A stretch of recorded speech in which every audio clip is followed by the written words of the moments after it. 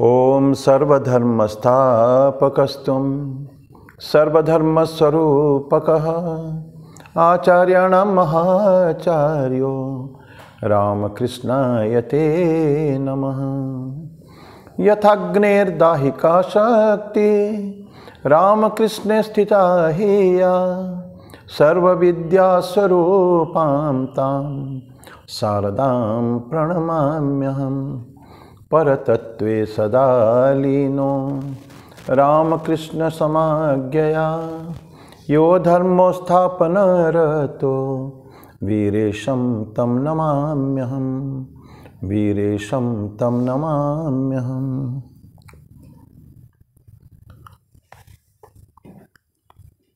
भगवान श्री रामकृष्ण देव, भगवती जगत जननी माँ शारदा जी और स्वामी जी को प्रणाम अर्पित करता हूँ।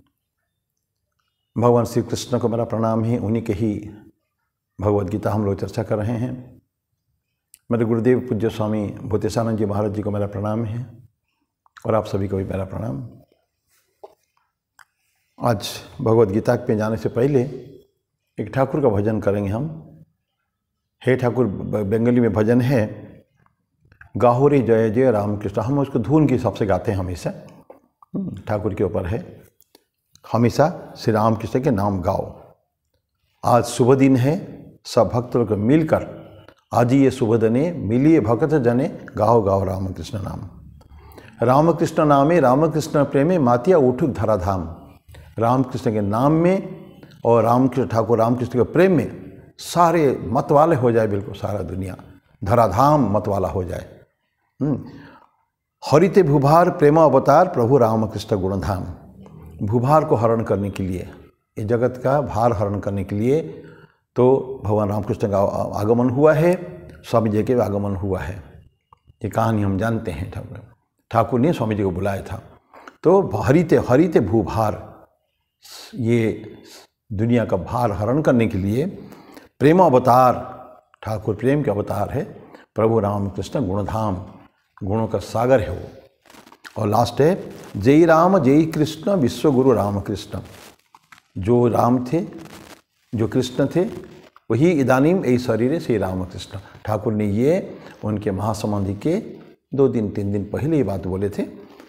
तो जो राम थे, जो कृष्ण थे, वही रामकृष्ण है।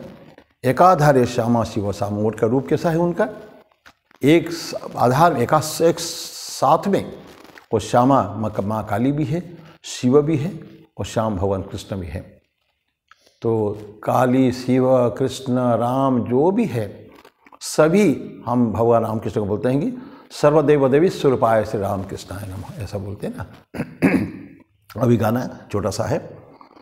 गाहो रे जय जय राम कृष्ण नाम, गाहो रे जय जय राम कृष्ण नाम। आज ये शुभ दिन मिलिए भक्त जन, आज ये शुभ दिन मिलिए भक्त जन। गाहो गाहो राम कृष्ण नाम, गाहो गाहो राम कृष्ण नाम। गाहो रे जय जय राम कृष्ण नाम। राम कृष्ण नामे राम कृष्ण प्रेमे, राम कृष्ण नामे राम कृष्ण प्रेमे मातिया उठुक धराधाम, मातिया उठुक धराधाम।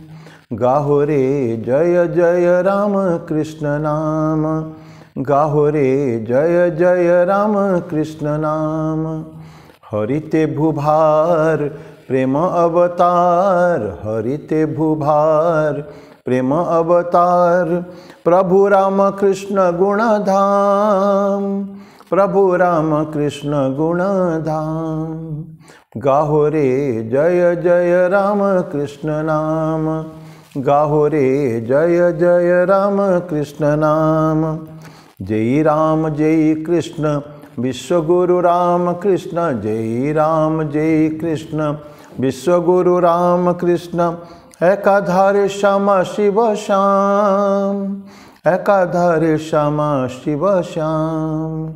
गाहो रे जय जय राम कृष्ण नाम, गाहो रे जय जय राम कृष्ण नाम।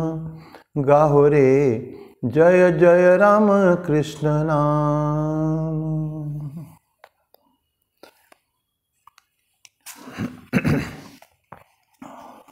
अभी will enter Bhagavad Gita now. Last time भगवान कृष्ण की बात है, हम लोग 10वां 11वां श्लोक तक पढ़े थे। हम पहले चर्चा किए हैं, ये विभूति योग है। जितने एक्सलेंट है सब भगवान कृष्ण है, ईश्वर है, क्योंकि उन्हीं के मैनिफेस्टेशन, उन्हीं की अभिव्यक्तियाँ, उन्हीं के प्रकाश सर्वत्र विद्यमान है, फैला हुआ चारों तरफ। उन्हीं से ही सृष्टि, उन्हीं में हमारा निवास और उन्हीं में हमको प्रलय होने का है। सभी का आधार है वो। तो ये भगवान कृष्ण कुछ बोलने के बाद अर्जुन अभी उनके बात बोल रहे हैं, लेकिन उससे पहले 11वां श्लोक जो था, थोड़ी सी उसके जस्ट पढ़ लेते हैं। बहुत सुंदर श्लोक था वो, जो सामने बोला था, नाशयामि आत्मभावस्थ ज्ञान दीपेन भास्वता। नाशयामि किसको ना, जो तमः, जो अंधकार है तुम्हारा, अज्ञान से उपजा हुआ जो अंधकार, उसको मैं शेष कर दूंगा, नाश कर दूंगा। कैसे? आत्मभावस्थ, तुम्हारे सबके अंदर में रहकर। और किससे करूंगा मैं? अंधकार का नाश कैसे होता है? प्रदीप जला के होता है ना। ज्ञान दीपे न भास्वता, by brilliant light of knowledge, ज्ञान दीप। तो ज्ञान दीप का यहाँ थोड़ा सा हम लोगों ने जाते जाते में बोला था, लेकिन फिर उसके बाद थोड़ा सा 2-3 मिनट बोलना चाहूँगा। क्या क्या वो एक प्रदीप जो हम जलाएंगे, तो उसका क्या क्या उसका कंस्टिट्यूएंट्स है, क्या क्या किसके क्या क्या लेके हम दीप जलाते हैं। सच वाले दीप के ऑयल का कंटेनर रहता है जिसमें तेल रहेगा। हम लोग आजकल बत्ती में घी देते हैं या तेल भी देते हैं, तो इस तरह का। लेकिन जो प्रदीप जलाएंगे, प्रदीप का एक कंटेनर जिसमें तेल रहेगा, वो प्रदीप क्या है? वो डिस्क्रिमिनेशन बोलते हैं। वो विवेक रूपी उसमें तेल रहेगा उसमें, क्योंकि बुरा चीज़ नहीं आ सकता ना। ज्ञान दीप जलाएंगे ना, ज्ञान दीप में हम कोई बुरी बातें, बुरी चीज़ कुछ नहीं रख नहीं सकते। Everything should be excellent, everything should be pure, पवित्र, पूर्ण पवित्र आधार होना चाहिए उसका। इसलिए विवेक का आधार है वो। तो ये हो गया ऑयल का कंटेंट जिसमें तेल रहेगा। और बाती कौन सा होगा? प्रज्ञा। ब्रह्मचर्य के पालन से, आध्यात्मिक साधनाओं की प्रैक्टिस से जो ज्ञान होगा, प्रज्ञा, ज्ञान का विज्ञान जो होगा, रियल अंडरस्टैंडिंग, जो हम कार्य रूप में परिणत करेंगे, वो है उसका रियल प्रैक्टिस जो जीवन में होता है, वो होता है प्रज्ञा। तो ये प्रज्ञा होगा, उसका प्रदीप होगा, दीप जो है विक होता है। तेल क्या होगा? ये संतोष, कंटेंटमेंट। भक्ति योग में जब हम जाते हैं, कर्म योग की बात नहीं कर रहा हूँ, ज्ञान योग नहीं कर रहा हूँ, विशेष करके भक्ति जो है, भक्ति पूरा रसपूर्ण होता है, उसमें आनंद है, संतोष है। ईश्वर की भक्ति में जो डूबे हुए हैं, उनको सारे पारिपार्श्विक परिवेश जो भी क्यों न हो, लेकिन उसके बावजूद भी हमेशा दे आर सो सेटिस्फाइड। संतोष, माँ बोलती थी कि संतोष के समान कोई ट्रेजर, कोई उपलब्धि और कुछ है ही नहीं। तो ये संतोष जो होगा, वो होगा उसका ऑयल होगा। और फ्लेम जो उसका शिखा जो जलेगा, जो शिखा निकले, तो शिखा कभी कभी अगर गंदे एयर है, प्रदूषित अगर वातावरण है, तो बुझ सकता है। लेकिन हाँ, यह बोलते हैं कि वो प्रदूषित नहीं होगा, ये प्योर एयर आएगा। वो प्योर एयर कहाँ से आएगा बोलते हैं? ध्यान से, मेडिटेशन से।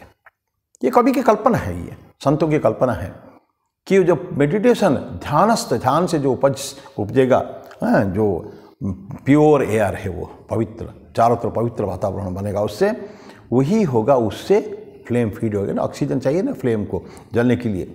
प्रदूषित वातावरण हो, कार्बन डाइऑक्साइड अगर ज़्यादा हो तो ये बुझ जाता है वो। तो ये प्योर एयर से बत्ती हो गया प्रज्ञा। और एक जो जलता है, हमको निबातस्तो कहते हैं ना, जो जैसे दीप प्रदीप जलता है, निबात, तो जहाँ बात पवन जहाँ नहीं है, हवा अगर आएगी तो बुझ सकता है, तो फ्लेम बुझ जाएगा। तो ऐसे विंड स्क्रीन चाहिए हमको, चारों तरफ से एक आवरण चाहिए, कवर चाहिए, जिससे कि हवा उसके ऊपर न लगे। और वो कवर क्या है? ये मन है, जो मन राग और द्वेष से प्रभावित न हो, अनअफेक्टेड बाई राग द्वेष। तो वो मन फिर कलुषित हो जाता है जहाँ राग द्वेष मन में रहता है। तो बीत राग, इसको कहते हैं ना, राग नहीं, अटैचमेंट नहीं, आसक्ति नहीं, पुण्य अनासक्त भाव, विद्वेष भी किसी प्रति नहीं है। तो ये दोनों से जो प्रभावित नहीं रहेगा जो मन, वो रहेगा उसका विंड स्क्रीन। उससे फिर हमेशा यथा दीपो निवातस्तो नेंगते सोपमा स्मृता, भगवान कृष्ण बोलते हैं ना 6 अध्याय में। तो जी जैसा प्रदीप जैसे एकदम स्टडी लो उसका है, हिलता नहीं, वो कैसे होगा? हवा को आने नहीं देना, वो विंड स्क्रीन हो गया। और finally lamp is unbroken consciousness, ये हो गया फ्लेम। ये सारे बत्ती, उसका विक, उसका एयर, उसका विंड स्क्रीन, ये सब चर्चा करने के बाद तेल सभी हो गया। उससे जो फ्लेम निकलेगा वो क्या हो गया? अनब्रोकन कॉन्शियस चेतना, हमेशा जागृत चेतना हमारे ईश्वर के बारे में। और ये हो गया फ्लेम। और इसी से विजडम का ज्ञान प्रदीप बनता। कितना सुंदर वातावरण है, सब चीज़ पवित्र, पवित्रतम वातावरण, पवित्र वातावरण, पवित्र तेल, पवित्र हवा और उसका flame, everything is so pure. तो भगवान कृष्ण उसी के बारे में बोलते हैं, नाशयामी आत्मभाव, तुम्हारी हृदय में रह के मैं उसको नाश कर दूंगा, अज्ञान अजम तमः। क्या बोलते हैं? तेषाम एवानुकंपार्थम अज्ञानजम तमः नाशयामी आत्मभावस्थ ज्ञानदीपेन भास्वता। ऐसा ज्ञान दीप से मैं उसको प्रज्वलित करके हमेशा रखूँगा, ऐसा भगवान कृष्ण कहते हैं। बहुत सुंदर।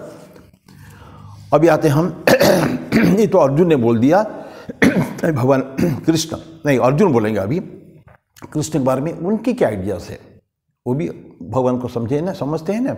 इतने सारे सुनने के बाद भगवान की जो वाणियाँ, उनकी जो क्या कहते हैं, उनकी लोगों के प्रति उनका अनुकंपा, कंपैशन है ना, करुणा है ना, महान कारुणिक है भगवान रामकृष्ण। भगवान कृष्ण ईश्वर परम कारुणिक होते हैं। उनके कि बनाए ना अपने जो संतानों, अपनी संतानों को अवज्ञा नहीं कर सकते, वो लोग इग्नोर नहीं कर सकते हैं। संतान कितना भी गलतियाँ क्यों न करे, उसे माता पिता जो है उनको कभी छोड़ नहीं सकते, त्याग नहीं कर सकते हैं। They have to. माँ बारंबार बोलती है, मेरे बच्चे, मेरी संतानें अगर धूली दूषरित हो गए हैं, गंदा अपने आप को कर दिए हैं, तो ये मेरा माँ मेरा कर्तव्य है, माँ का कर्तव्य है उसको झाड़ पोंछ के फिर फिट कर देना है। ये रिस्पॉन्सिबिलिटी, उत्तरदायित्व बच्चे के ऊपर नहीं है। बच्चा जो बड़ा हो जाता बात अलग है, लेकिन छोटा बच्चा जो है उसके सारे केयर करना ये माँ का कर्तव्य है। तो ये कैसे छोड़ सकते हैं? तो भगवान कृष्ण इतना सारे बोलने के बाद अर्जुन बोलता है अभी 12वां श्लोक, परम ब्रह्म परम धाम पवित्रम परमम भवान। ईश्वर को कैसे वो शुरुआत करते हैं, परम ब्रह्म परम धाम पवित्रम परमम भवान पुरुषम शाश्वतम दिव्यम आदिदेवम अजम विभूम। ऐसा बोलते हैं कि परम ब्रह्म परम धाम। परम ब्रह्म क्या होता है? ये हम पर और अपरा, परा और अपरा, ये दो बातें हम लोग पहले कभी कभी चर्चा किए हैं। परा क्या होता है? सुपरलेटिव, एक्सेलेंट, जो बेस्ट जो है उसके ऊपर कुछ नहीं है। अपरा निम्न। जब उपनिषद में प्रश्न किया जाता है कि कस्मिन्नो भगवो विज्ञाते सर्वमिदं विज्ञातम भवति इति, ऐसा कौन सी चीज़ है, शिष्य गुरु को पूछता है कि जिसको जानने के बाद और कुछ जानने को बच नहीं जाता है। तो वहाँ विद्या की बात आती है, द्वे विद्ये वेदितव्ये। तो परा और अपरा दो विद्या है। अपरा विद्या क्या है? निम्न कोटि की विद्या है। और परा विद्या क्या होते? सुपरलेटिव। बल्कि हम कहेंगे जो ईश्वर दर्शन जब होता है, ये जो विद्या है ईश्वर दर्शन की, सीधा God realization. Religion is realization. धर्म ये अनुभूति का विषय है, वही केवल परा विद्या है। बाकी जितने हैं ये उस परा विद्या की तरफ इंडिकेट करते हैं, हमको लेके जा सकते हैं। वो हमको नहीं, ईश्वर का दर्शन नहीं करा सकते हैं। दर्शन कैसे करेंगे? अपने आधार पर, अपने आध्यात्मिक साधना के आधार पर। लेकिन डायरेक्टिव्स, दिग्दर्शन या निदर्शन जो है, ये हमको कहाँ से मिलता है? उस अपरा विद्या से। यहाँ तक कि जो वेद हमारे हिंदुओं की शास्त्र है, मुख्य शास्त्र वेद, 4 वेद है, लेकिन वेद को भी अवेद बोला जाता है। कहाँ? जहाँ हम उसको पठन पाठन करते हैं as a directive, as a guidance for our movements towards supreme goal, माने अनंत सत्ता तक पहुँचने की जो मार्ग ये दर्शाते हैं हमको वेद। सारे वेद पढ़िए, उपनिषद पढ़िए, इतिहास पढ़िए, पुराण पढ़िए, जितने शास्त्र हमारा है, यही तो नारद ने बोला था। नारद जब मिले वो उनके 4 भाइयों से सनत, सनंदन, सनातन, सनत कुमार को जो मिले तो ज्ञान प्राप्ति के लिए नारद वॉज नॉट हैप्पी, वो दुखी थे। बड़े अशांति थी उनमें, जबकि इतने पढ़े थे। डायरेक्ट भगवान के पास उनका एंट्री है, किसी को नहीं, any time he can go and disturb प्रभु, और चारों तरफ भगवान के गुणगान करके हमेशा घूमते थे। ऐसा नारद को लेकिन शांति नहीं थी। तो सनत कुमार ने पूछा तुम क्या जानते हो? तो उन्होंने बहुत सारे इतिहास, पुराण, वेद जितने पढ़ा है सबके नाम उन्होंने बता दिया। तो उनको सनत कुमार बोलते हैं ये सारे अपरा विद्या है। तो परा विद्या क्या है? आगे और ऊपर अपरा विद्या का व्यवहार करते हुए हम जब वो जाएंगे परा विद्या को, माने ईश्वर के दर्शन होगा जब, तब वो दैट इज परा विद्या। तो यहाँ वही बोलते हैं कि तुम परम ब्रह्म, परम तो सुपरलेटिव जो है वो निर्गुण निरुपाधिक, उपाधि नहीं होता है। निर्गुण और निराकार जिसको कहते हैं हम ना, निराकार, निरुपाधि भी बोलते, उपाधि नहीं, उपाधि रहित। वो क्या है उसको नोबडी कैन डिस्क्राइब। ठाकुर कितना सुंदर बोलते हैं ना कि मास्टर महाशय को बोले तुम किस में बिलीव करते हो, साकार में कि निराकार में? वो तो निराकार में बिलीव करते, पहले निराकार में करता हूँ। बहुत अच्छी बात है, बहुत अच्छी बात है। लेकिन तुम ये नहीं कहना कि जो मैं कह रहा हूँ वही सही है। निराकार केवल सही नहीं है तो साकार भी सही है। तो master was stunned, is it possible कि निराकार भी सही होगा तो साकार भी सही होगा? ठाकुर बोलते यस। पूछा नहीं उन्होंने, पर अनेक बार बारंबार ठाकुर समझाए हैं, कभी भी तुम दूसरों को नहीं बोलना कि मेरा जो कहना वही सही है, मेरी बातें सही है और बाकी की बातें गलत है, ऐसे गलत। So there are only various ways. ये विभिन्न ईश्वर को पहुंचने के लिए केवल विभिन्न मार्ग मात्र है, केवल ये सभी मार्ग सही है। जिसको स्वामी जी ने बोला था ना यहाँ के शिकागो पार्लियामेंट में, ठाकुर की बातें तो उन्होंने कही है। ये अथमाम प्रपद्यन्ते तांग सदैव भजाम्यहम मम वर्तमान वर्तन्ते मनुष्य पार्थ सर्वसः। मेरे को जो चीज़ भाव से आता है मैं उसी भाव से उत्तर पहुँचता हूँ मैं, ठीक है। और ये यथामाम प्रपद्यते तांग सदैव, उसी तरह मैं जाता हूँ उसके पास। मम वर्तमान, मेरी बात बाणी, मम वर्तमान अनुवर्तनते मनुष्य पार्थ सर्वसः। जैसे मैं करता हूँ उसी तरह का अनुवर्तन, उसी तरह के others follow me exactly as I do, ये है। तो इस तरह का भावनाएं हैं। तो ठाकुर समझाते हैं उसको कि ये सब शिव श्याम काल ये सब एक ही है, कोई फर्क नहीं। अभी पढ़ा ना हम लोग गाने में, श्यामा शिव श्याम एकाधारे श्यामा शिव श्याम।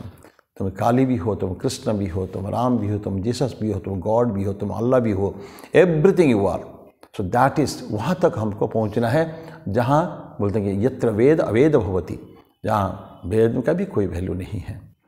तो ये हमारा गुण का वृद्धि होती है ना। क्या होता है, जैसे जैसे आध्यात्म साधना करते हैं, तमस से रजस, रजस से सत्व, ये बातें होती है ना। सत्व गुण से भी हमको ट्रांसेंड करना पड़ेगा। ठाकुर की वो कहानी फिर मैं बताऊं, क्या है इस रिपीटिशन से, लेकिन वो जो डाकू की कहानी, 3 डाकू इस व्यक्ति को पकड़े थे, उनको बांध दिया, बांधने उसके मार्ग पर लूट लिया। एक ने बोला उसको मारो काटो, लूट लो सारी संपत्ति लूट लिया जो भी उसके पास था। एक ने बोला रखिए क्या करना, मार डालो उसको। और एक ने बोला नहीं, उसको मारेंगे क्यों, बंधन में बांध देते हैं, पेड़ में बांध दिया है। जिसने बोला कि मारो उसको, वो था तमोगुण, ठाकुर बोलते हैं। और जो बोला कि नहीं बांध दो, वो है रजोगुण। लेकिन उसे मारने के लिए नहीं बोला, बंधन में डाल दो, डाल दिया, डाल के चले गए दोनों। सत्य पीछे बच गया एक डाकू, तीसरा डाकू, वो बड़ा उसका कंपैशन, करुणा, बोलेगा अरे गलत तो है तुम्हारे साथ, अभी तक मैं बंधन खोल देता हूँ, आओ, तुम तो जानती नहीं रास्ता है, मैं तुमको रास्ता दिखा दूंगा, चलो। बंधन खोल के ये देखो, जहाँ जंगल वन खत्म हो गया, वन का जो सीमा खत्म हो गई है, फिर दिखा देते जाओ ये रास्ता तुम्हारे घर को चला जाएगा। वो व्यक्ति बोलता है बहुत खुश हो कि देखिए आपने मेरे कितना उपकार है किया, मेरे को जंगल के बंधन में खोल दिया, रास्ता दिखा दिया ये गहन जंगल से, तो आप भी चलो मेरे साथ। सब खुश हो के बोला नहीं मैं भी डाकू हूँ। वो 2 डाकू थे, वो भाग गए, पर मैं भी डाकू हूँ, तो पुलिस को मेरी भी तलाश है, मैं नहीं जा सकता। तो ठाकुर बोलते हैं ये जो तीसरा डाकू था, जैसे बंधन खोल दिया, कंपैशन, करुणा का भाव मन में था, वो है सत्वगुण है। तो रज, तम और रज को से खत्म करके सत्वगुण आता है, लेकिन हमको सत्वगुण में भी, ये सब थियोरिटिकल बातें हैं। Everybody wants to be established in सत्वगुण, सत्वगुण में सब प्रतिष्ठित होना चाहते हैं, लेकिन शास्त्र क्या कहता है, हमको सत्व को भी ट्रांसेंड, उसको लांग करके जाना पड़ेगा। कहाँ? एक ऐसा स्टेज जहाँ निस्त्रैगुण्य भवार्जुन, भगवान कृष्ण बोलते हैं अर्जुन को, त्रैगुण्य विषय वेदा निस्त्रैगुण्य भवार्जुन, अर्जुन तुम 3 गुण से परे चले जाओ। तो ये होता है परा विद्या जाके होती है। तो ये बोलते ही भगवान अर्जुन बोलते हैं कि परम ब्रह्म परम धाम, तो ये निर्विकार, निराकार, निरुपाधिक जो चेतन अवस्था होती है, ये ब्रह्मन, इसको कहते हैं प्योर कॉन्शियसनेस, केवल चैतन्य अवस्था केवल है, शुद्ध चैतन्य अवस्था, चेतना अवस्था। तो वहाँ कोई और कुछ नहीं है, तो उसको बोलते हैं कि परम ब्रह्म। और अपर ब्रह्म क्या होता है? जहाँ वही भगवान है, ईश्वर है, ईश्वर का जो वो है, उनका गुण जो है, गुण का उद्भासित वहाँ है, सारे गुण हैं। तो उसका जो एट्रीब्यूट्स, उनका ग्लोरी, महिमाएं, जो ईश्वर की महिमाएं, ये सारे देखते हैं। हम अद्वैत वेदांत को पढ़कर ईश्वर के गुण और महिमा के बारे में नहीं जान सकते हैं जब तक कि भगवान श्री कृष्ण का अवतार को नहीं पढ़ेंगे, जब तक श्री राम को, भगवान बुद्ध को, ईसा मसीह को नहीं पढ़ेंगे। ईश्वर के जो एट्रीब्यूट्स जो है, जो गुण है, जागतिक गुण जो है, जिसके हमें महिमा मंडित करते हैं लोगों को, ऐसा गुण जो देखते हैं, हमको लगता है ना ये है ठीक ईश्वर है। तो इसलिए भगवान श्री राम को मर्यादा पुरुषोत्तम बोलते हैं।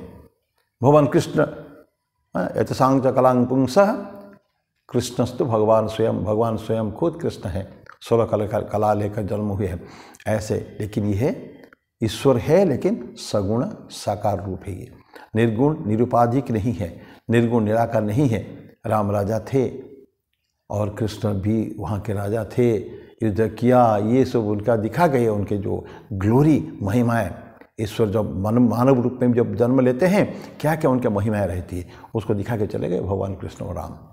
भगवान श्री राम कृष्ण जीवन भर में दिखाया है, माँ शारदा दिखाई है, स्वामी जी ने तो झकझोर के सारे जगत को रख दिया उन्होंने। ऐसे ये होते हैं सगुण साकार रूप। तो ये अपरा इसको बोलते हैं, परम ब्रह्म नहीं बोलते हैं, अपरा ब्रह्म इसको कहते हैं। तो ईश्वर का सगुण साकार रूप है। क्योंकि अद्वैत मत में हम ईश्वर के गुण नहीं जान सकते हैं, आवश्यक नहीं है, क्योंकि निरुपाधिक है ना, उपाधि नहीं उसमें कुछ, आकार नहीं है, निराकार है। तो ये हो गया परम ब्रह्म। और अर्जुन क्या बोलते हैं? परम धाम। धाम मतलब स्थान, दैट, वो जो लोक, विभिन्न लोक होते हैं ना, तो ईश्वर का लोक परम धाम है। बिकॉज सारी इट्स बेस, सारे एवरीथिंग उसी के अंदर ही है ना, क्योंकि ईश्वर का हमने पैदा किया ना, सब कुछ जन्म उसी में ही वही है, स्थिति वही है, प्रलय भी वही है, तो आधार बन गया ये। तो ईश्वर का बोलते धाम है, फाइनल स्टेज। ईश्वर का वो विष्णु लोक या कोई भी अलग अलग लोक होता है, ये है वो सबस्ट्राटम, सबके लिए है वो है। और सुप्रीम एबोर्ड जो कहते हैं इंग्लिश में उसको, सुप्रीम एबोर्ड, परम धाम, वहाँ जाके सबको विश्राम। लेकिन किसको, कैसे लोगों को वहाँ स्थान मिलेगा परम धाम में? जो ईश्वर की ठीक ठीक आराधना की है, जो हमको मार्ग दर्शाया जाता है गुरुदेव के द्वारा और संतों के द्वारा, जो है एस्टेब्लिश्ड, जो है पथ हमको दिया गया है, उस पथ में यात्रा करते हुए वहाँ जो पहुँच जाते हैं तब परम मुक्ति हो जाती है। फिर वहाँ बंधन का कोई की बातें नहीं है। तो जब मुक्ति हो जाती है तब परम धाम में पहुँचते हैं।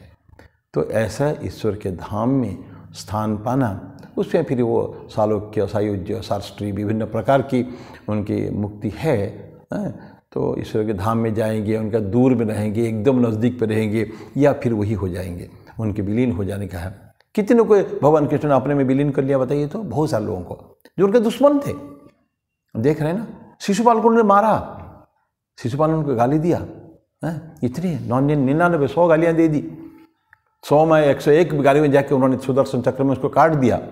लेकिन वहाँ उपस्थित क्या देख रहे हैं? उसकी ज्योति जाके भगवान कृष्ण में विलीन हो गई है। ऐसे जो है उनके कितने लोगों की ज्योति को उन्होंने अपने अंदर समाहित किया उन्होंने, क्यों ये क्या हो गया? खुद हो गए वो। तो विभिन्न प्रकार की मुक्ति होती है। तो ये परम धाम, तो भगवान क्या बोलते हैं? परम ब्रह्म, परम धाम, पवित्रम परमम भवान। भगवान आप क्या है? पवित्रम परमम, परम पवित्र है। पवित्रता में भी तो पवित्र मतलब है कि 100% प्योरिटी। यहाँ बोलते हैं कि परम पवित्र, कहीं भी एक ट्रेस भी अपवित्रता का भाव नहीं है। पवित्रम परमम भवान, पुरुषम शाश्वतम दिव्यम आदिदेवम अजम विभुम। क्या बोलते हैं कि पुरुषम शाश्वतम, तो पुरुष शाश्वत पुरुष, इटर्नल, उसमें कोई नहीं है ना, अजन्मा है ना, उसमें है। तो जन्म नहीं, जिसका मृत्यु नहीं, जिसका आदि नहीं, जिसका अंत नहीं, जिसका मध्य नहीं, आदि अंत, आदि मध्य अंत विहीन जो है, तो ऐसे लोग जो परमानेंट नेचर का है, उनका कोई क्षय नहीं होता है, न जन्म न मृत्यु होती है। शरीर मिलता है, लेकिन ईश्वर का जो ईश्वर जो तत्व है वो कभी ऐसा नहीं होता है। तो पुरुषम शाश्वतम दिव्यम, पवित्र दिव्य भाव है। आदिदेवम, आदिदेव तुम्हें प्रथम सृष्टि, तुमसे ही सब कुछ भगवान कृष्ण बोले हैं कि मैं सारे श्रेष्ठ महर्षि और देवताओं में मैं पहले हूँ, मुझको कोई नहीं जानता है, मैं सबको जानता हूँ। ऑलरेडी पढ़ चुके हैं इसमें हम लोग। आदिदेवम अजम, अजम मतलब जन्म जिनका नहीं है। तो नेचुरली जन्म नहीं है, कुछ का जन्म नहीं तो मृत्यु होती है, लेकिन यहाँ जन्म भी नहीं है, मृत्यु भी नहीं है, मध्य भी नहीं है, दट इटर्नल प्रिंस, शाश्वत तत्व। इसे बोलते हैं कि पुरुषम शाश्वतम दिव्यम आदिदेवम अजम विभुम, सर्वत्र विद्यमान है। तो ये विभुम है। ये भगवान कृष्ण के स्वरूप का कैसे भगवान कृष्ण है उसको अर्जुन प्रथम श्लोक में बताते हैं, 12वां श्लोक में। 13वां में आहुस्त्वाम ऋषयः सर्वे देवर्षि नारदस्तथा असीतो देवल व्यास स्वयं चैव ब्रवीषि में। आहुस्त्व तुमको कहा जाता है, किन्ने कहा है? आहु त्वा तुमको, ऋषयः ऋषि लोग, सर्वे सभी ऋषि लोग कहे हैं तुमको। और उसमें कौन कौन, कुछ नाम दिया है। देवर्षि नारदस्तथा, नारद देवर्षि है, उन्होंने आपके बारे में ऐसा बनाया बताया है। और कौन है? असीत, देवलो, व्यास, व्यास तो भगवान के बारे में बहुत लीला गायन किया है ना, भगवान कृष्ण की लीला गायन किया है व्यास ने, सभी का किया है। जो पुराण लिखा है 18 पुराण, महाभारत, लास्ट में भागवत पुराण में विशेष करके कृष्ण की लीला जो किया उन्होंने किया है, ये भागवत पुराण में किया उन्होंने, क्योंकि उसी से भगवान वेदव्यास को शांति मिली थी। उसमें भगवान कृष्ण की लीला गायन करके तब तक उनके जीवन में शांति नहीं थी। इससे चर्चा पहले हम कर चुके हैं। तो आहुस्तम ऋषयः सर्वे देवर्षि नारदस्तथा असीतो देवल व्यास, कुछ ऋषियों का नाम केवल ले रहे हैं, बाकी सारी ऋषियों ने उनका गुणगान तो किया है। उन्हीं के बाद तो भगवान कृष्ण की बातें तो बहुत ने किया है। और आजकल के युग में पिछले 500-1000 साल में जितने भारत में मुनि ऋषि हो गए हैं, जितने ज़्यादातर लोग भगवान कृष्ण के उपासक थे। बहुत सारे लोग भगवान शिव के भी थे, भगवान राम के बहुत सारे थे, लेकिन आप विशेष करके साउथ में, और साउथ में तो खैर कुछ भगवान शिव के भी है, भगवान कृष्ण के भी है। महाराष्ट्र में बहुत संत हो गए, भगवान कृष्ण को उन्होंने पूजा किया है, उन्होंने उन्हीं को ये माना उन्होंने। तो कृष्ण शिव छोड़ दिया, भगवान का जो ये निरुपाधि की जो भाव है, जो कृष्ण कहते हैं यहाँ, इसीलिए हम उनके बारे में चर्चा करते हैं। तो असी तो देवल व्यास स्वयं चैव ब्रवीषि में, तुम भी तो बोल ही रहे हो, या बोलो, तुम भी खुद अपने बारे में बता रहे हो, बता रहे हैं ना। अभी तो भगवान कृष्ण ने कुछ बता दिया है और बताएंगे आगे चल के। तो ये असित ने, देवल ने, व्यास ने और नारद ने आपके बारे में तो बोला ही है, बहुत कुछ आपके गुण गाए हैं, अनंत महिमाएं के गुणगान उन्होंने किया है। लेकिन पर आप भी तो खुद बोल रहे हो, आपके अपने बारे में तो बोल रहे हो, अब बोलिए आप अभी। ये तो क्या बोले, आहुस्त्वाम ऋषयः सर्वे। ऋषि कौन होता है? ऋषि एक चीज़ होता है कि जो अपने मन और सेंसेस, इंद्रिय, मन के ट्रांसेंड करके ऊपर चला गया है। मन से, इंद्रियों से उनको नहीं नहीं कर सकते, पहचान नहीं सकते उनको। वैसे तो ईश्वर को हम मन से, बुद्धि से पहचान नहीं सकते हैं, ईश्वरीय तत्व को भी नहीं पहचान सकते हैं। हम कभी भी मन और बुद्धि से पकड़े जाने वाले नहीं है। तो जिस मन और बुद्धि से ऋषि लोग ईश्वर को पकड़ना चाहते हैं, तो ये मन बुद्धि को भी वो लोग क्रॉस करके चले गए हैं। ऐसा ट्रांसेंडेंट, उस अति चेतन अवस्था में, कहता है ना, चैतन्य अवस्था में, चेतन अवस्था में तो हो सकता है ईश्वर को जाने, लेकिन जब उससे जो ऊपर चले जाते हैं सुपर कॉन्शियस स्टेट में, तो उस स्टेज में क्या होता है, फिर कोई नहीं रहता किसकी चर्चा कर रहे हम, तो इंसान जो है उससे ऊपर चले जाते हैं, जहाँ मन और वाणी उसको कुछ पहचान न कर वापिस चला जाता है, तो वो रिटर्न कर जाते हैं, जिसको ना समझकर, वो है ईश्वर की ईश्वरीय तत्व है। तो ऐसा बोलते हैं कि स्वयं च ब्रह्म, तुम खुद ही ऐसा बोल रहे हो अपने बारे में, इसीलिए मैं ऐसा मानता हूँ। ये अर्जुन के सेकंड श्लोक था। नेक्स्ट 14, सर्वम एतद्रुतम मन्ये यन्माम वदसि केशव नहीं ते भगवान व्यक्ति विदुर्देवा न दानवाहा। सर्वम एतम ऋतम मन्ये, ये जो कुछ मैं देख रहा हूँ, जो कुछ तुमने बोला है या भी बोलोगे भी, सर्वम एतम, सारे सब कुछ को ऋतम मन्ये, ऋतम मतलब सत्य है, प्योर ट्रूथ, ऋत धर्म ये सब टर्म से, तो ये सत्य है बिल्कुल, जैसे इटर्नल ट्रूथ है ये, ऐसा मैं मानता हूँ। मन्ये यन्माम वदसि केशव, तुम मेरे को जो बोलते हो, मैं क्या किसको मानता हूँ, सब कुछ सत्य है, तो ईश्वर तो झूठ नहीं बोलेंगे ना। ईश्वर जो बोलते हैं ठीक ठीक, किसके लिए बोलते हैं, अर्जुन के लिए नहीं, ये सब हम लोगों के लिए बोलते हैं ना, कि लोग जो आगे चल के जो लोग हमको जानेंगे उसके बारे में उनको बोलने का है। तो यन्माम यत माम वदसि केशव, तुम केशव, हे केशव, मधुसूदन, कृष्ण, तो जो कुछ बोल रहे हो ये सब मैं एतत् सर्वम, मैं सारे सबको मैं ऋतम मन्ये, मैं उसको सबको सच मानता हूँ। क्या मानता हूँ? नहीं ते भगवान व्यक्तिम विदुर्देवा न दानवाहा, ये भगवान, तुम भगवान हो, नहीं ते भगवान व्यक्तिम, तुम्हारे कोई विदुर, तुम्हारे जो चरित्र को, तुम्हारे बारे में, तुम्हारी क्वालिटीज़ को कोई नहीं समझता है। विदुर मत तो जानते हैं, देवा न दानवः, देवता भी नहीं जानते हैं। दानव का तो क्या बोलेंगे, दानव असुर जो है, तो देवता, असुर और मनुष्य, ये तीन टाइप के प्राणी हैं। भगवान के पास कभी ट्रेनिंग में गए थे, वो अलग बात है। तो बोलते हैं कि देवता भी तुम्हारे बारे में जान नहीं पाते हैं, तुम्हारे समकक्ष माने वहाँ होने के बाद भी, ऊपर लेवल में रहने के बाद भी बहुत ऊपर जा चुके देवता, उनके परम पुण्य के कारण वो लोग विभिन्न लोक में जाके अवस्थान कर रहे हैं। ठीक है, जब उनका शेष हो जाएगा, पुण्य समाप्त हो जाएगा, फिर वो इस लोक में वापस आ जाएंगे, ये अलग बात है, लेकिन वो भी आपको नहीं जानते हैं। मैं ऐसा मानता हूँ, नहीं ते भगवान व्यक्तिम विदुर देवा, विदु मत जानते हैं, देवा न दानवाः, तो देव नहीं जानते हैं तो दानव भी तो कैसे जानेंगे, प्रश्न नहीं उठता। आपके साथ रहे कि वो आपको नहीं समझते हैं, क्या सुंदर है, ये देवता भी नहीं जानते हैं। थोड़े से पाठांतर में करूँगा, हम लोग उसमें कठोपनिषद में पढ़े हैं। तो कठोपनिषद में भगवान यमराज को 3 वर मांगते हैं। तो यमराज को नचिकेता पहला 2 वर मांगने के बाद तीसरा वर मांगता है ना, ययम प्रेते विचिकित्सा मनुष्य अस्तीति एके नायम अस्तीति चैके एतद् विद्याम अनुशिष्ट स्तोयाहम वरणाम एष वरः तृतीय। बोलते हैं कि कोई जब यम प्रेत, ये जीवन जो चला जाता है, मृत्यु हो जाती है, विचिकित्सा मनुष्य में एक कन्फ्यूज़न होता है कुछ लोगों में। कोई बोलते हैं कि अस्तीति चैके, अस्तीति एके, कुछ लोग बोलते हैं कि कुछ रह गया है, सब नाश नहीं हो गया है, शरीर चला गया लेकिन still something is left out, यह है। कुछ लोग बोलते हैं अस्तीति एके नायम अस्तीति चैके, पर कुछ लोग क्या बोलते हैं कि कुछ बचा ही नहीं है, समाप्त हो गया सब कुछ। ये कौन है? वो चार्वाक वाले हैं ना। तो ये बोलते हैं कि भस्मीभूत से देह से पुनरागमनम कुतः, भस्म शरीर जो भस्मीभूत राख, 1 पाउंड का, आधा पाउंड का जो राख हो जाता है, इतना बड़ा 70, 75, 80 kg का, किलो का वजन का शरीर जल जाता है तो थोड़ा मुट्ठी भर राख रह जाता है।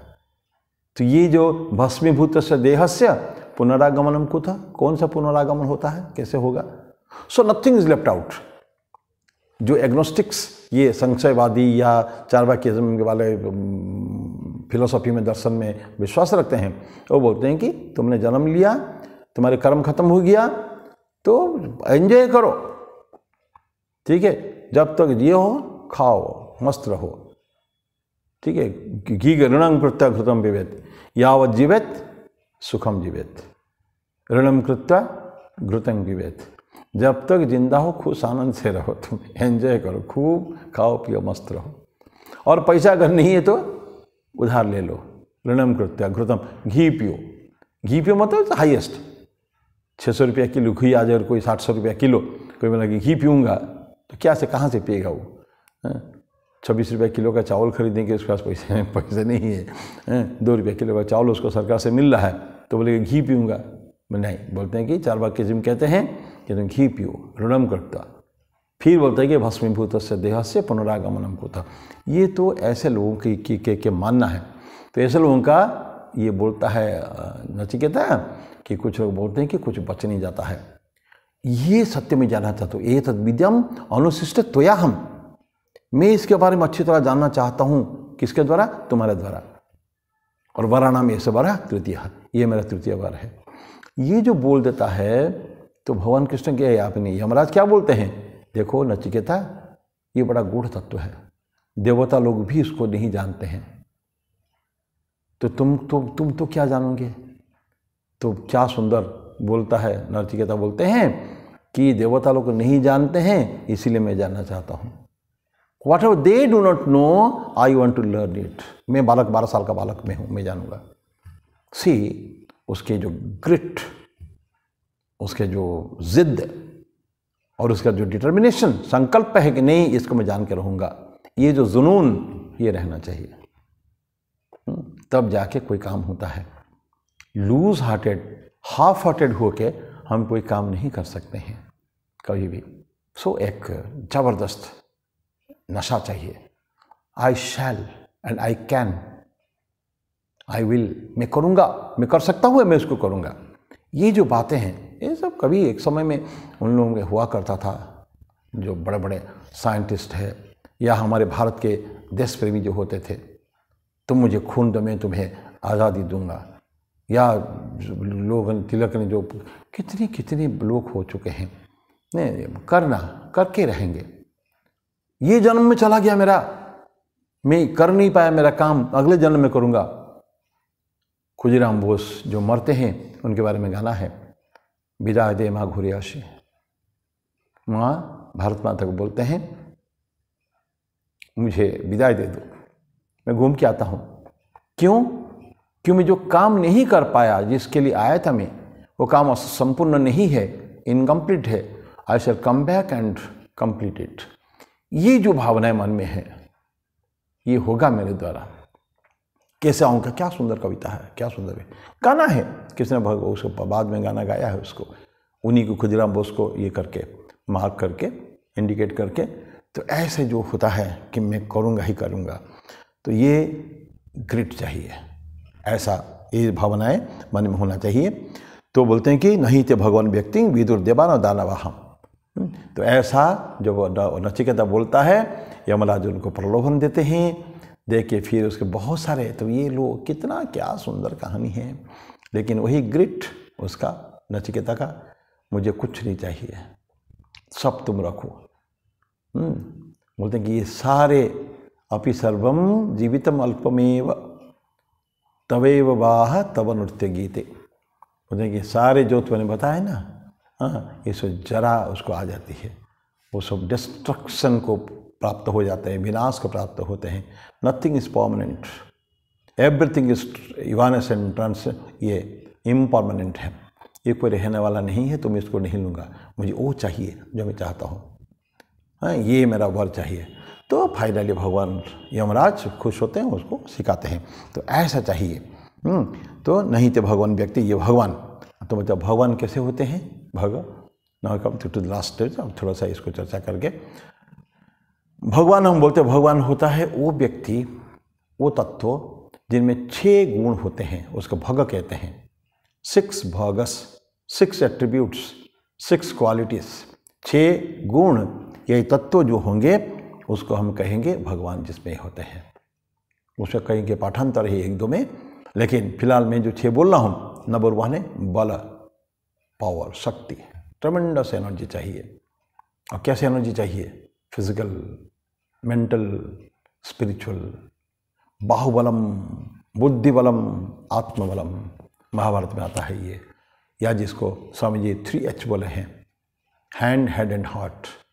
शरीर की शक्ति, मानसिक शक्ति और आध्यात्मिक हृदय की शक्ति। हमको सब बढ़ाना है। बल ही जीवन है, दुर्बलता है मृत्यु है, भगवान कृष्ण कहते हैं। आइए मैंने स्वामी जी बोलते हैं, बल ही जीवन है, वही लाइफ है। Strength is life, weakness is death.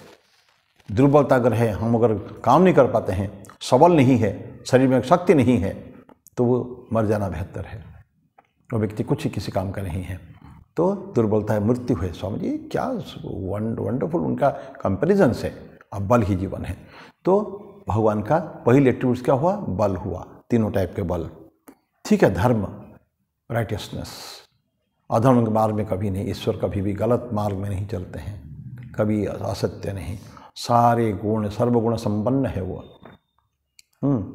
तो ऐसा हम लोग कंपेयर करते हैं, जो एक्सट्रीमली नाइस है, बहुत सारे सर्वगुण संपन्न है, ईश्वर के सारे गुण जिस पे विद्यमान है, उसको भी तो अवतार कहते हैं। अवतार किसको कहते हैं? सब गुण लेके ही पैदा होता है वो। तो ये ऐसा व्यक्ति इंसान का शरीर लेता है, शरीर समाज में आके कष्ट पाता है, हमारे साथ सुखी होता है, हम लोग के साथ दुखी होते हैं, हमारे साथ दुख में दुखी होते हैं। कंपैशन है, करुणा है, लेकिन रोग में भी वो होते हैं, परेशान होते हैं। भगवान श्री राम जैसा जंगल वन वन में घूम घूम के वृक्ष लताओं से, पशु पक्षी से पूछते हैं, मेरी सीता को देखा है क्या? भगवान श्री राम के जैसा हाथ में टूट गया थोड़ा सा, तो पट्टी बांध के सबको पूछते हैं ये ठीक होगा कि नहीं, क्यों ऐसा हुआ, क्या था? हाथ टूट गया था, लेकिन इंसान है ना, कष्ट पाएंगे, कैंसर में कष्ट पाए हैं। ये सब क्यों करना पड़ता है उनको?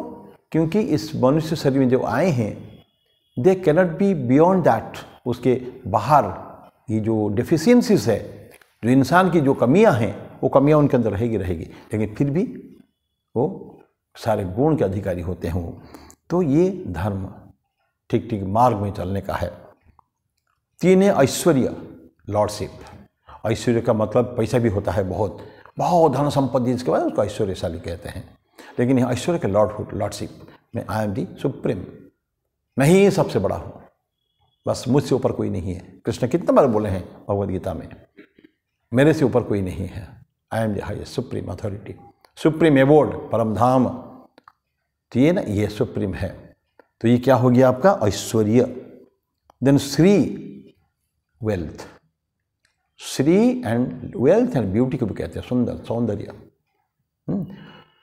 तो श्री का यहाँ, तो श्री एक्चुअली है लक्ष्मी। लक्ष्मी को भी श्री बोलते हैं ना, श्रीपति, नारायण को श्रीपति बोलते हैं। श्री श्रीनाथ है, जानकी नाथ है। श्रीनाथ मतलब भगवान कृष्ण, जानकी नाथ है भगवान श्री राम।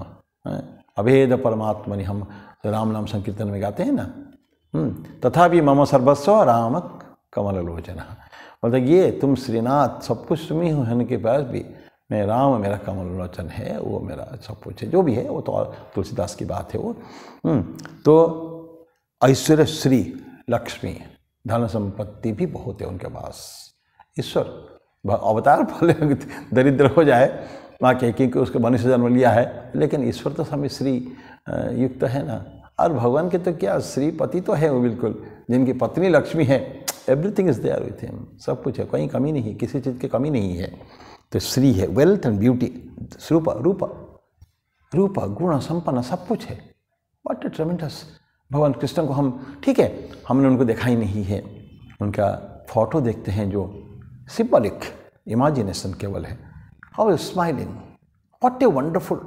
124-25 साल, 20-25 साल उनको हो गया था जब युद्ध कर रहे थे महाभारत युद्ध में, तब भी भगवान कृष्ण को देखिए, अर्जुन को देखिए, how beautiful they look, so handsome, so smart, इतना सुंदर दिखते हैं वो। तो ये हो गया ब्यूटी, तो लक्ष्मी एंड ब्यूटी। देन ज्ञान, तो क्या हो गया? पहले हो गया बल, धर्म, ऐश्वर्य, श्री, ज्ञान एंड वैराग्य। ज्ञान, नॉलेज, विजडम, विज्ञान, उसको विज्ञान की श्रेणी में ले सकते हैं। ज्ञान तो सूचना होती है ना, सूचना वहाँ के उसका प्रैक्टिस करते हो विज्ञान हो जाता है वो, ठाकुर की भाषा में। दूध की धवलता कोई जानता है, किसी ने देखा है, किसी ने सुना है, और किसी ने दूध को चखा है, हृष्ट पुष्ट हुआ है उसको पीकर, तो ये विज्ञानी है। Knowing the truth in its theory, उसको प्रैक्टिकल में करके देखा है। हम तत्व को जानते हैं लेकिन तत्व को जीवन में पालन नहीं करते हैं। जो लोग नहीं करते हैं वो उस सूचना की स्टेज में रह जाते हैं, ज्ञान की स्टेज में रह जाते हैं। ठाकुर विज्ञान की बात करते हैं, rise do practice it in own life, तब जाके विज्ञान आता है, that wisdom to choose what is the best है। तो ये ज्ञान। और फाइनली 6 में है वैराग्य। वैराग्य चाहे विराग, ईश्वर वैराग्य, कोई अटैचमेंट नहीं, कोई अवर्सन्स नहीं, दुश्मनी नहीं किसके साथ। भगवान कृष्ण की दुश्मनी थोड़ी थी, राम को किसमें दुश्मनी थी? नहीं तो थी। माता कैकेयी ने जिनको इतना कष्ट दिया है, लेकिन राम के कैकेयी की माँ का माता के प्रति कितने सम्मान रहा सारा जीवन।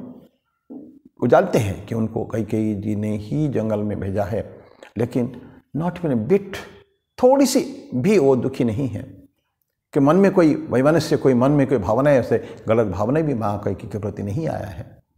इसलिए जब राम जी जंगल के जाने के बाद जब कैकेयी को भी दुख होता है, भरत जी आके पहुँचते हैं, तो भरत शत्रुघ्न ये दोनों जो जाते हैं रथ लेके पूरा, उसमें भगवान से राम प्रणाम करते हैं माता कैकेयी के सबसे पहले। 14 वर्ष वनवास के बाद जब आते हैं भगवान श्री राम, तो उन्होंने सबसे पहले माता कैकेयी को प्रणाम करते हैं, माँ कौशल्या के बाद में करते हैं। क्यों? ये भगवान के गुण है, ये उनके कोई दुश्मन कुछ नहीं होते हैं, कोई दोस्त नहीं, कोई दुश्मन नहीं है। तो इस तरह का ये विराग चित्त है, निर्विकार, कोई वासना कामना नहीं, कोई राग द्वेष नहीं, ये कुछ नहीं उनके पास में। तो ऐसा भगवान के वह गुण है। ये तो बल धर्म ऐश्वर्य श्री ज्ञान वैराग्य 6 जिनका होते हैं वो है भगवान। और ऐसा अर्जुन बोलते हैं, नहीं थे भगवान व्यक्ति विदुर देवानंद दानवहा, उनको कोई भी और पास्ट प्रेजेंट सब जानते हैं, ये भी उनका गुण है। ये सारे 6 गुण के अलावा वर्तमान अतीत को भी जानते हैं, वर्तमान को भी जानते हैं, भविष्य को भी जानते हैं, क्या होने वाला है ये सब जानते हैं वो। तो उनके मैनिफेस्टेशन जो अभिव्यक्तियाँ मैं समाप्त करता हूँ, इसको थोड़ा सा आगे और पढ़ेंगे। उनकी अभिव्यक्तियाँ किसी को नहीं पता है, और जो वही बोलते हैं, नहीं थे भगवान व्यक्तिम विदुर देवान दानवहा, देवता भी तो को जानते नहीं, असुर तो प्रश्न नहीं उठता है। यहाँ भगवान कृष्ण श्री रामकृष्ण की छोटी सी वाणी कह के मैं समाप्त करूँगा। अभी श्री रामकृष्ण कहते सूरज जो है भगवान क्यों जान नहीं पाते, दूर है ना, हम उनके पास नज़दीक नहीं गए हैं। ठाकुर कहते हैं सूरज हमारी पृथ्वी से अनंत गुना बड़ा है, इमेंसली ग्रेट, लेकिन यहाँ से हम सूर्य कितना दिखता है, छोटा सा एक डिस्क दिखता है ना, हिरण्मय न पात्रेण, ऐसा वास्य परिषद में आता है।